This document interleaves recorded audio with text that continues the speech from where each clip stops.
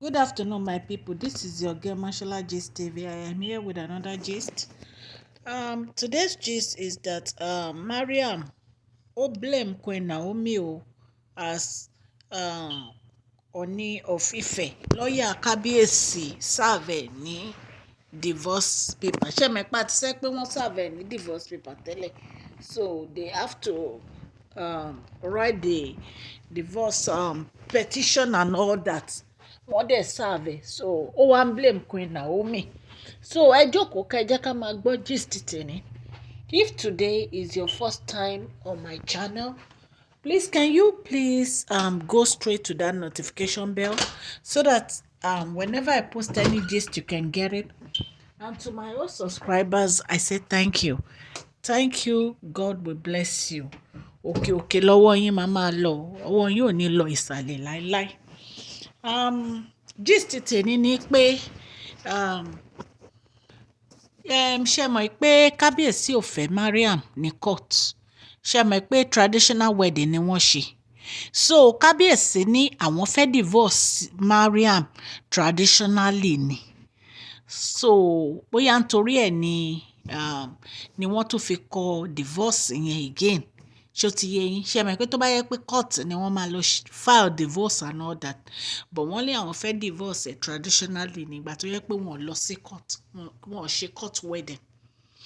So bí a ṣe ń gbọ́ lọ, ṣé mọ̀ pé wọ́n ní pé bí palace ṣe jóná yẹn wípé wọ́n ti inú kábíyèsí ò dùn nítorí wípé oríṣiríṣi investigation ló ti jáde sí kábíyèsí lọ́wọ́. Wípé kábíyèsí ò dẹ̀ fẹ́ gbé sí orí social media torí ó máa ba image wọn jẹ́. So wọ́n wá ní pé wọ́n wá ní àwọn tí wọ́n point sí tó jẹ́ pé àwọn ẹni tí wọ́n mú yẹn tó ń kà wọ́n ní pé olórí Mariam ó mọ̀ ń pa ẹ̀. Ṣó ti yé yín? So but wọn ò tí really wá sure, but ṣe mọ̀ pé àwọn ẹni yẹn ló sọ bẹ́ẹ̀ pé àwọn ó mọ̀ ń pa ẹ̀, but wọn ò tí really wá sure. Wọ́n ní àwọn orú nǹkan báyìí ó ba kábíyèsí nínú jẹ́. Wọ́n dẹ̀ ní kábíyèsí sọ pé látìgbà táwọn ti fẹ́ kò fi àwọn lọ́kàn balẹ̀ wípé wàhálà ọ̀pọ̀ wàhálà ni. So gbogbo àwọn èyí ó ti sú kábíyèsí. Ìwà ẹ̀ àti ìṣesí ẹ̀ ó ti sú kábíyèsí. Ṣé mọ̀ pé tá bá ti mú gist wá báyẹn alleged information ni o. Nǹkan tá a gbọ́ là ń sọ fún yín o. So wọ́n ní kábíyèsí, inú kábíyèsí ò dùn pé látìgbà tí kábíyèsí ti fẹ́ Mariam, wípé Mariam ò fi kábíyèsí lọ́kàn balẹ̀. So wọ́n ní kábíyèsí ní pé àwọn máa divorce traditional way ni wípé because àwọn ò jọ lọ sí court. So bí ọ̀rọ̀ náà ṣe lọ nìyẹn, ẹ jẹ́ ká máa gbọ́ gist yẹn lọ. Wọ́n ní bí a ṣe gbọ́ wọ́n ní Mariam wípé nítorí owó tó kó sílẹ̀ ló fi ń gun kábíyèsí gàràgàrà o. Wọ́n ní because tí kábíyèsí bá ti ní kó jáde nínú palace á ní òun ò ní jáde àfi tó bá fún un lówó òun. Ṣé mọ̀ pé ńgbà tí kábíyèsí serve ní divorce náà, mo wá rò pé later làwọn lọ́ọ̀yà wá advise wọn pé kí wọ́n divorce traditionally. Òun sọ pé tí wọ́n bá fún un lówó òun ò ní lọ. So right now inú kábíyèsí ò dùn rárá sí ọ̀rọ̀ palace tán jó because wọ́n ní wọ́n kà ipò wà lára àwọn ẹjọ́ allege ni o. Ṣé mọ̀ pé mo sọ pé nǹkan tá a gbọ́ la sọ. Wọ́n náà sì ń ṣe investigation lọ. Wọ́n ní wọ́n ti point ó ní kọ́kọ́ náà point sí, wọ́n pọ̀tọ̀ point sí, but wọ́n lòun náà wà lára àwọn tán point sí. So Mariam kò ń ṣe èèyàn tó yẹ pé ó nífẹ̀ẹ́ kábíyèsí. Ó bá Queen Tatu wá, ó yèyé lùà ló bá wá sí palace, kò sí any other thing tó bá wá sí palace. Ó fẹ́ máa control kábíyèsí kó máa gùn wọ́n gàràgàrà. Ṣó ti yé yín? Nǹkan tó fẹ́ wá máa ṣe ń palace nìyẹn because ó fi òpó òun gbowó di owó yẹn wà lọ́wọ́ òun. So owó tó yẹ wà lọ́wọ́ òun yẹn òun lè máa fi buy everybody. Ṣé o rẹ pé gbogbo èèyàn ló lè fowó báyìí ni? Bẹ́ẹ̀ náà ló lọ pé ó gba àwọn obìnrin, àwọn ìyá tó bí ẹ lọ́mọ, ó lọ pé wọ́n jọ àwọn ìyá tó jẹ́ pé grandfather, grandmother ó pè wọ́n jọ wá lọ sóúnjẹ wá gbélé wọn lọ́wọ́. Ó rè pálàjẹ tẹnujẹ ni wọ́n ni. Ṣé ó rè pálà tẹnujẹ ni wọ́n ni ló fi lọ gbé oúnjẹ, ló fi lọ sóúnjẹ ló wá gbélé wọn lọ́wọ́.